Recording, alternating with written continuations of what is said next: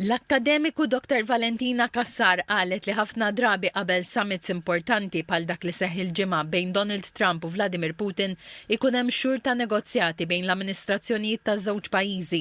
F'dan ma kienx il-każ minħabba li s-summit tlaqqa fi ftit jiem u għalhekk qalet li ma kienx mistenni li jkun hemm riżultati kbar imma li jinfetħu l-bibien biex jibdew in-negozjati għall-futur.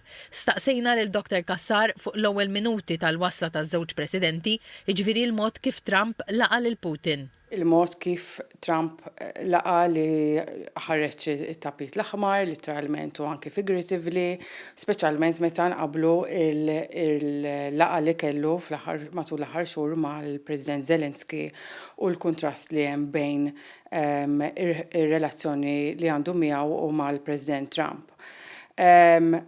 Ukoll bħala laqa naħseb serva biex għall-President Putin reġa' daħal fil-fold u l-normalization ta' reputazzjoni tiegħu fil-komunità internazzjonali. Dwar il-fatt li l-President Russu Vladimir Putin ma weġġibx ċertu mistoqsijiet, Valentina Kassar qalet li Putin jaf kif għandu jaġixxi biex jevita d-domandi li sarulu u semmiet il-fatt li jidher li kien hemm ftehim bejn iż-żewġ pajjiżi li ma jieħdux mistoqsijiet mill-ġurnalisti u qalet li dan mhux soltu għal Trump li ġieli qatta sigħat jitkellem mal-ġurnalisti.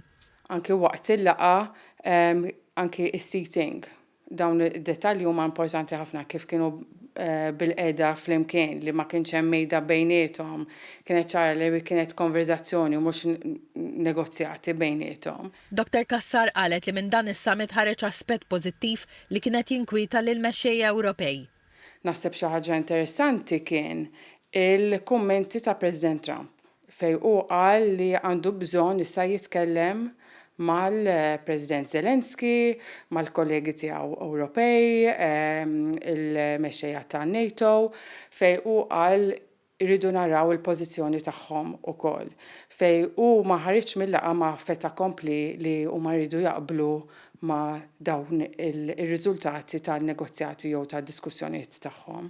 L-attenzjoni għalhekk issa ddur fuq il-laqgħa li l-President Volodymyr Zelensky se jkollu mal-President Donald Trump f'Washington DC nhar it-Tnejn li ġej.